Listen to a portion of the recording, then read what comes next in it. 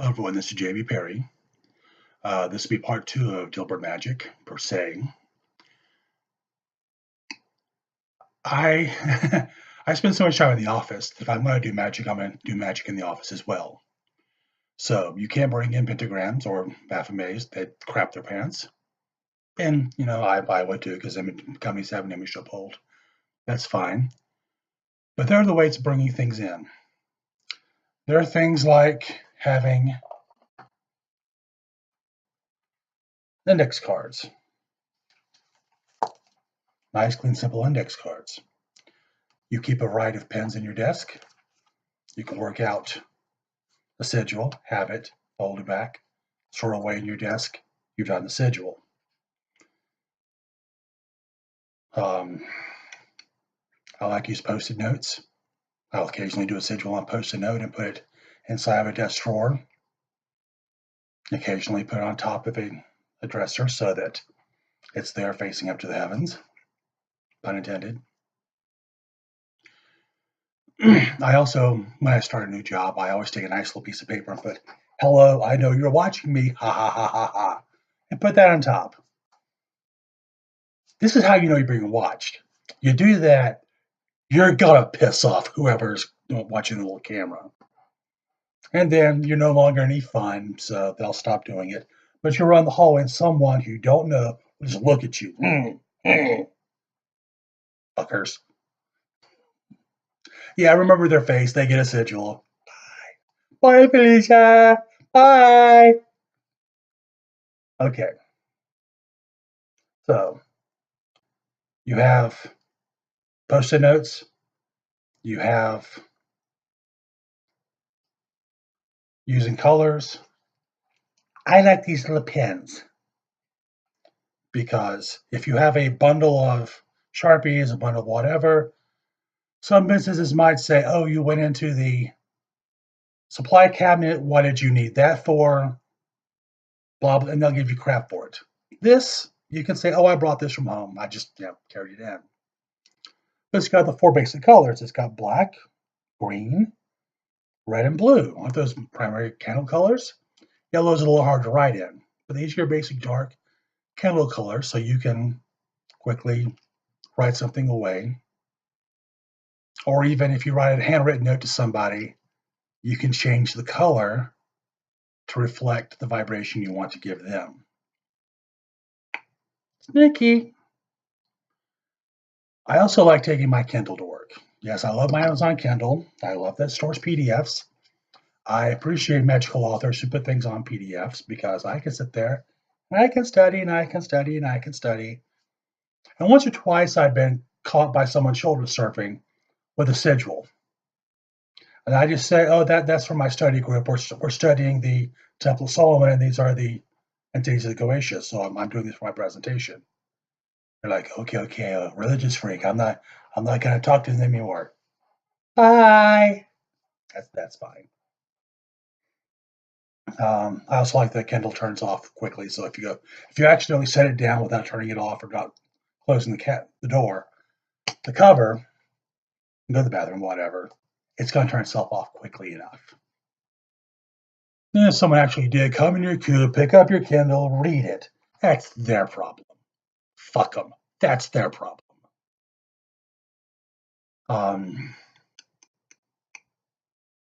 Other sneaky things I've seen are places that have numeric passwords for phones and other things. You could actually sigilize your password. Your voicemail password is a 3x3 grid. Well, gee, that's a Saturnian grid. So when you have a new intention, you put the filter of Saturn, you can work it out and work out the motions. Maybe it's 3 or 4, just add 1 less. So you go change your voicemail password. And so subconsciously, you're recasting the sigil every time you got to check your voicemail.